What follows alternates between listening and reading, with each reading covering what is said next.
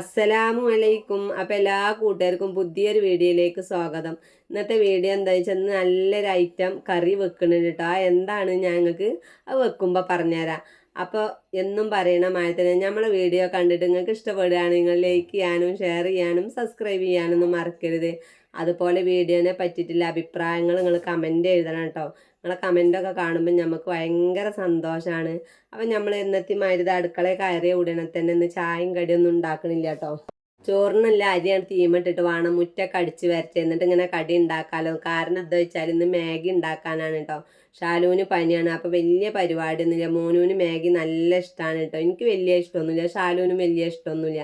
അപ്പം നമുക്ക് എങ്ങനെയായാലും നമുക്ക് വെച്ചിട്ട് ഉണ്ടാക്കൽ നടക്കൂലല്ലോ. അപ്പം പിന്നെ ഇതിൽ മസാല ഒക്കെ ഇട്ട് ഉള്ളി ഒക്കെ ഇട്ട് എനിക്ക് ഇഷ്ടമാണ്. അപ്പം ഇപ്പം എനിക്ക് ഉള്ളി ഇട്ടാലൊന്നും പറ്റൂല. അപ്പം എന്തായാലും സ്കൂൾക്ക് പോകണമല്ലോ. അപ്പോൾ എളുപ്പമുണ്ട് കേട്ടോ ഇന്നത്തെ പരിപാടി. ലേശം വെള്ളം അടുപ്പത്ത് വെച്ചു, അത് തിളച്ചപ്പോൾ ലേശം വെളിച്ചെണ്ണ ഇട്ട് കൊടുത്തു, മസാല ഇട്ട് കൊടുക്കുക, മാഗി ഇട്ട് കൊടുക്കുക, ചായക്ക് കടി റെഡി ആയിട്ടോ. അപ്പോൾ അതാണ് ഇന്ന് ചെയ്യണത്. പിന്നെ തോനൊന്നും ഉണ്ടാക്കണില്ല. പിന്നെ ഷാലുവിന് എന്താ വെച്ചാൽ ബെന്ന് കൊടുക്കാനാണ് കേട്ടോ. ഷാലുവിന് ഭയങ്കര പനിയാണ്. ഇന്നലെ എനിക്ക് വീഡിയോ ഇടാനൊന്നും പറ്റാഞ്ഞ് ഇതായിരുന്നു കേട്ടോ. കാരണം മനസ്സമാധാനം എന്ന് പറയുന്നൊരു സാധനം ഇല്ലെങ്കിൽ വല്ലാത്തൊരു ഇടങ്ങറാണ് കേട്ടോ. 2 വട്ടം ആസ്പത്രിയിൽ കൊണ്ടുപോയി. കാരണം പനി കൂടിയേക്കാണ് കേട്ടോ. കുട്ടികൾക്ക് എങ്ങനെ 35 ഡിഗ്രി പനിയെ പറ്റുള്ളൂ. എനിക്ക് 40 ഡിഗ്രിയോളം പനിയുണ്ട്, ഭയങ്കര കൂടുതലാണ് കേട്ടോ. അപ്പോൾ അഡ്മിറ്റ് ആക്കാൻ പറഞ്ഞതാണ്.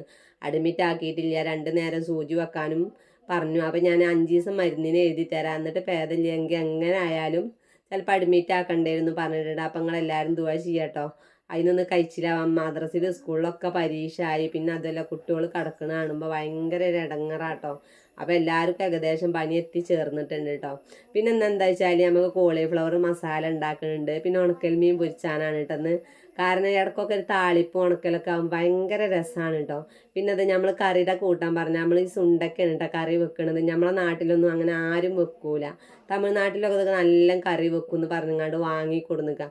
ഇതിലാണെങ്കിൽ ഭയങ്കര ഉപ്പാണ് കേട്ടോ. എങ്ങനെയാലും കറി എനിക്ക് നല്ല ഇഷ്ടമായി. കായ ഞാൻ തിന്നില്ല കേട്ടോ, കാരണം അതിൻ്റെ കയ്പ്പാണ് പോയി കിട്ടിയിട്ടില്ല. അപ്പം എങ്ങനെ കറി എങ്ങനെയായാലും നമുക്ക് അവസാനം വെക്കട്ടോ. അപ്പം നമ്മൾ ചായ കുടിച്ചാൻ പോവുകയാണ്. പിന്നെ എന്താ വെച്ചാൽ മാഗി ഉണ്ടാക്കുമ്പോൾ നമ്മൾ ചായക്കൊക്കെ റെഡി ആക്കിയിട്ട് ഉണ്ടാക്കുക കേട്ടോ നല്ലത്. അല്ലെ, മാഗി ചൂടാറിയ ഒരു രസമില്ലല്ലോ. നിങ്ങളെല്ലാവരും തിന്നോക്കലുണ്ടാവും. എനിക്ക് എങ്ങനെയായാലും മാഗി ചൂടാറിയാലും ചൂട് കൊടുക്കാനേ ആകുമ്പോഴും വലിയ ഇഷ്ടമൊന്നുമില്ല. പിന്നെ കുട്ടികൾ കണ്ട് ഉണ്ടാക്കുമ്പോൾ ഞമ്മക്കും എന്തെങ്കിലും ഉണ്ടാക്കുക, അത്രേ ഉള്ളൂ. ഞമ്മക്ക് വെച്ചിട്ട് ഉണ്ടാക്കണ ഒരു പരിപാടി ഇല്ല കേട്ടോ. ഇനി എങ്ങനെയായാലും ഷാലുവിന് ചായ കൊടുത്ത് ഗുളികയൊക്കെ കൊടുത്ത് ഓനൊരു ഭാഗത്ത് കാക്കിയിട്ട് ബാക്കിയുള്ള പരിപാടി ഇങ്ങനെ ചിജ്ജാലൊന്ന് കരുതിയിരിക്കുകയാണ്.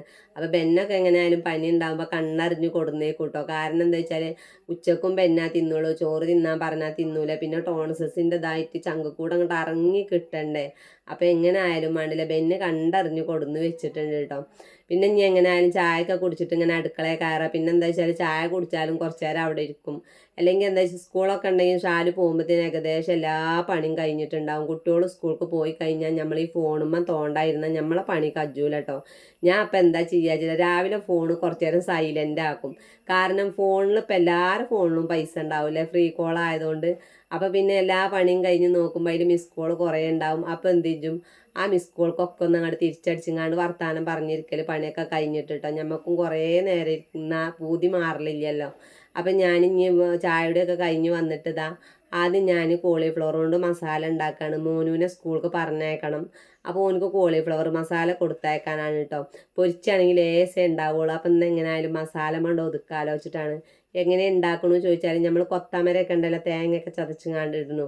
അപ്പോൾ ഏതായാലും ഇന്നലെ പുട്ടൊക്കെ നമ്മൾ തേങ്ങ എടുത്തിട്ട് ലേശം തേങ്ങ അവിടെ ഇരിക്കുന്നുണ്ട്. അപ്പോൾ അത് നാസാക്കാനാവൂല വെച്ചിട്ടാണ്.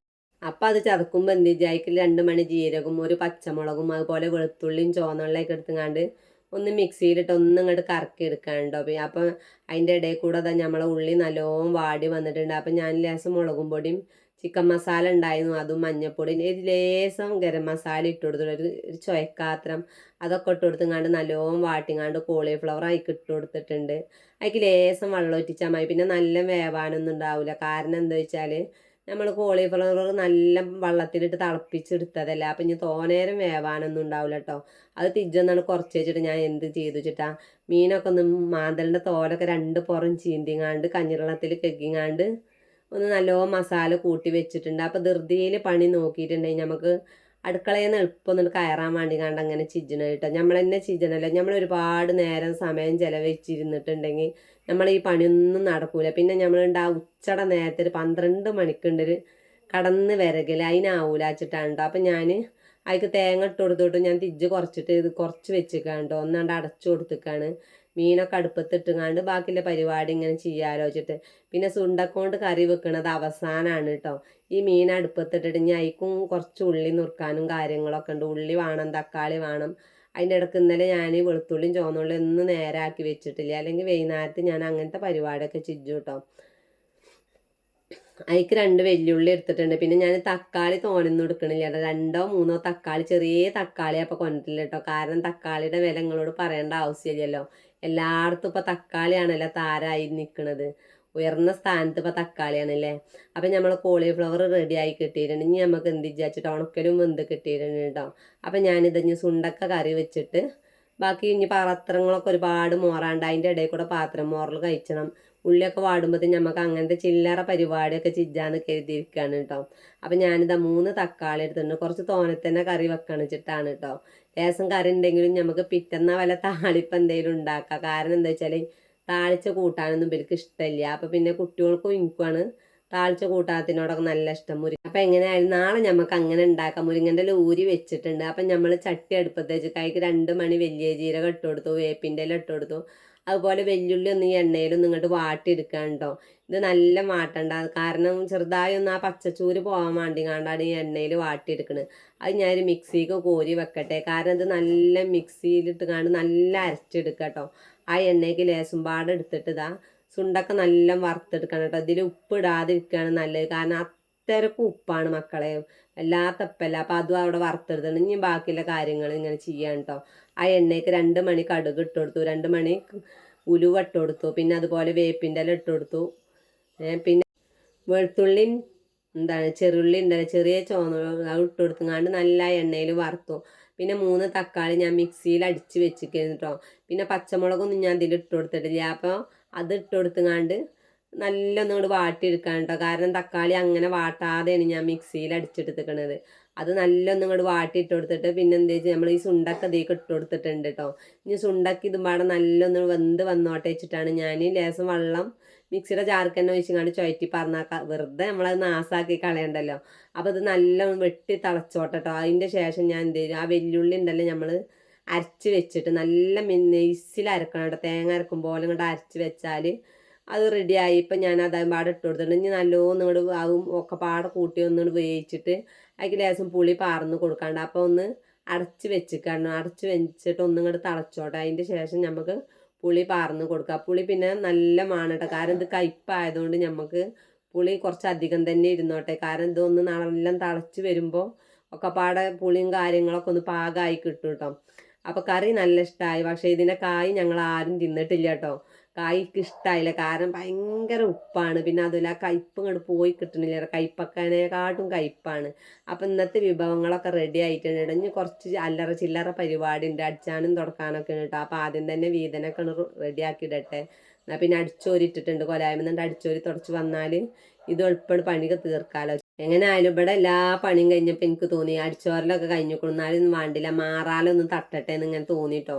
കാരണം എങ്ങനെ ആയാലും ശനി ഞായറോടെ നമ്മൾ മാറാലൊക്കെ തട്ടില്ല. അപ്പോൾ ഈ അടിച്ചോരാൻ പോയപ്പോൾ അവിടെ ഇവിടെ ഇങ്ങനെ മാറാല കണ്ടമാതിരി തോന്നി.